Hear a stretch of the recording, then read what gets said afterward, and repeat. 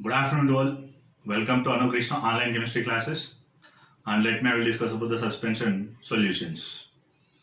Here, the solutions are again basically three types: true solution, colloidal solution, and suspension solutions. The true solutions are defined based on the homogeneous mixture, and the suspension solutions and then colloidal solutions are defined based on the heterogeneous mixture. A heterogeneous mixture of two or more substances and the particles of suspension, they are not dissolved in the solvents. The particles of the suspensions or the particles of solute cannot be soluble in the solvent. Then the respective solutions are called as a suspension solutions. Suspension solutions also one of the example of heterogeneous mixture containing the two or more components. And what are the particles present in the suspension solutions? They are not soluble in the solvents. For example, sand in water. The sand is insoluble in the water. Chalk piece powder in the water. Chalk piece powder also insoluble in the water. Milk of magnesia. This is also one of the example of suspension solutions. Okay. So like that we are telling the different type of examples of suspension solutions. Any syrup. Okay. Generally, whenever getting the either cough, either cold, especially for children's maximum, the doctors are preferable to the syrups. Okay, the powder can be dissolved in the sterile water. After that, the shaking the syrup, and then we will use the syrup. The same syrup, after adding the water, leave it the 2 to 3 hours. Again, what happened? The component present in the water that is settled at the medicine bottle, and the remaining water is present at the surface. Again, when you use the syrup, again we will shake the syrup bottle and then we are using. Okay. Suspension is nothing but the insoluble component present in the solvent. It is containing the two or more substances. And it is example of the heterogeneous mixture. They are called as and the respective solutions are called as suspension solutions. Sand in water, muddy water, milk of magnesia. Okay, now these are the different type of examples of the suspension solutions. Muddy water also. The muddy water, take it and then leave it the 2 to 3 hours. Whatever the total muddy particles or sand particles are present, they are all settled at the bottom. Just only the clear water is obtained at the surface level. Okay, now the insoluble component present in the solvent, that is a water. The respective solutions are called as a suspension solutions. Okay. Then, what are the properties of the suspension solutions? What are the properties of suspension solutions? First one is the size of the particle. The size of the suspension particle is greater than 10 power minus 5 centimeters or greater than 1000 nanometers. Few textbooks greater than 100 nanometers also given. Whatever it is, the size of the suspension particle is greater than 10 power minus 5 centimeters. Next, whatever the suspension particles present in the insoluble component, they are separated by using the filtration technique. By using the filtration technique, the suspension particles and then the solvent both are separated. For example, the sand in water. The sand particles are present in the water. They are separated by using the filtration technique. Okay. And not only that, the suspension particles cannot pass through the filter paper. The suspension particles cannot pass through the filter paper. The sand particles are just settled down on the filter paper. They are not passes through the filter paper. Even if you take the chalk piece powder also, chalk piece powder also cannot passes through the filter paper. Just the chalk piece powder is just settled on the filter paper. Okay, that is also one of the property of suspension solutions. And the suspension solutions can undergo the sedimentation process. Suspension solutions can undergo the sedimentation process. Already I told. Sedimentation is nothing but the insoluble component is just settled at the bottom of the vessel on standing without any disturbance. Okay, now the suspension solutions are liquid. Whatever the insoluble components are present, they are just settled at the bottom. Muddy water, the muddy particles settled at the bottom. That process is called as a sedimentation process. Sedimentation process. Okay, and whatever the liquid it is obtained, then it is called as a supernatant liquid. Supernatant liquid. In the filtration process also, whatever the suspension particles they are settled on the filter paper, they are called as a residue. They are called as a residue. Sand is a residue, chalk piece powder is a residue, or coffee powder. Coffee powder also cannot pass through the filter paper. Okay, no? So coffee powder also example of the residue. Whatever the liquid obtained in the filtration process, then it is called as a filtrate. Filtrate. Filtration process ద్వారా వచ్చే two terms ఏంటి? Filtrate and residue. Residue is nothing but insoluble component which is settled on the filter paper. Then the clear liquid which is obtained in the filtration process, then it is called as a filtrate. Okay. Next, the sedimentation process అయితే the clear liquid which is obtained above the sediment, then it is called as a supernatant liquid. కింద bottom లో settle అయ్యేది ఏమంటారంటే sediment అంటారు. Then the total process is called as a sedimentation process. Okay. Next, after that, the suspension solutions are unstable. Suspension solutions are highly unstable. Okay. Next, the number of suspended particles are sufficiently large. Number of suspension particles are sufficiently large, then they can be act as a opaque substance. They can be act as a opaque substance. They cannot scatter the beam of light. They cannot scatter the beam of light. They can be just act as a opaque substances. Okay. So these are the properties of the suspension particles. Next, Tindol effect.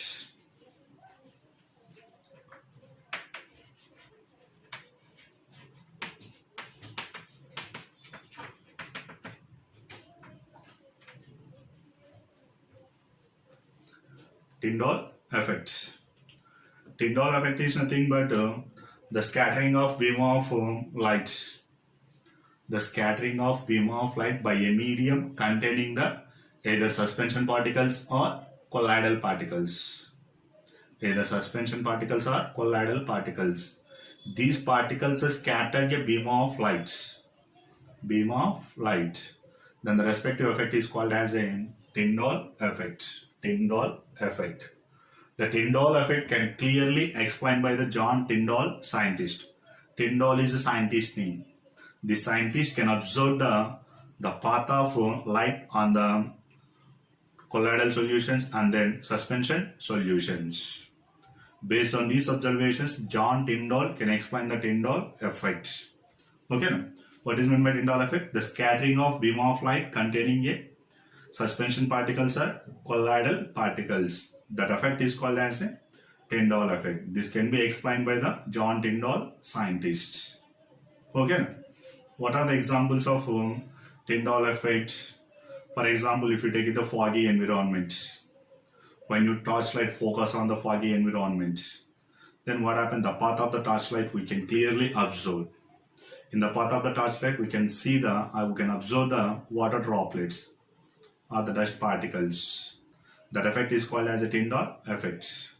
The light is passed on the colloidal particles. The particles scatter a beam of light. Okay. For example, this is the colloidal solution. This is the suspension solutions. Okay. Now I am taking the colloidal solution and then suspension solutions.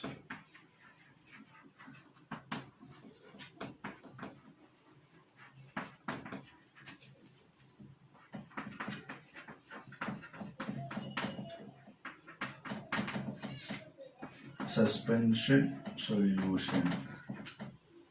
Next, in front of the vessels, I will take the one torch light. Then through the torch light, I am focusing the lights. Okay. In the path of torchlight, I am observing clearly the colloidal particles and then suspension particles. Because whenever the light is focused on the suspension particle or colloidal particles, the light is fall on the particle, then the light is travel in the different directions. Different directions are random directions. Okay. Now, the light travel in the various possible directions in random way. When it is falls on the either colloidal particles or suspension particles. That process only called as a scattering process. Scattering is nothing but the possibility of light travel in the all possible random directions when it is falls on the either colloidal particles or suspension particles. That process only called as a scattering. Due to the scattering of beam of light, we can observe the Tindall effect. Tindall effect. Okay now. Then when we are observed the Tindall effect, the diameter of the disbursement particle is not much smaller than the wavelength of light is used. For example, the torchlight, we can produce some amount of light. The wavelength of this light and then the diameter of the dispersion particle, there is no much smaller values. The dispersion particle diameter is much smaller than the wavelength of light is used. And the second thing is the refractive indexes. The refractive indexes of dispersed phase and then dispersion medium, okay now, not greatly differ in the magnitude. There is no maximum difference in the magnitude, which factor refractive index of the dispersed phase and dispersion medium. In such case, we are observed the Tindall effect. Then what about the intensity of scattering of light? The intensity of scattering of light again depend upon the two or three factors. Okay, the intensity of scattering of light depends upon the maximum two or more factors. In that, first one is the density of the colloidal particles. First one is density of the colloidal particles. And the second thing is frequency of light is used.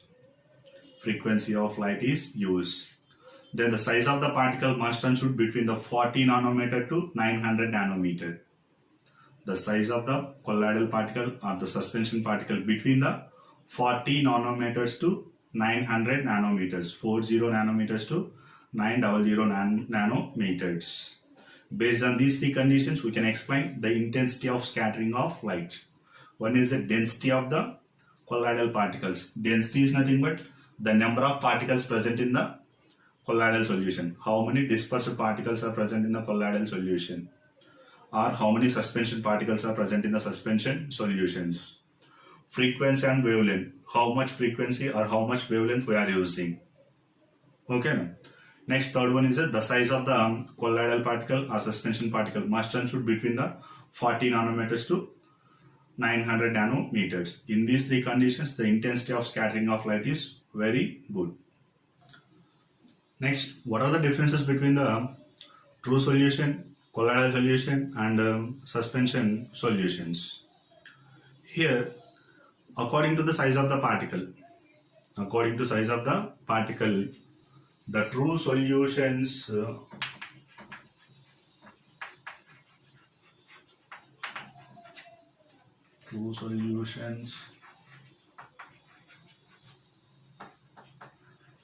colloidal solutions and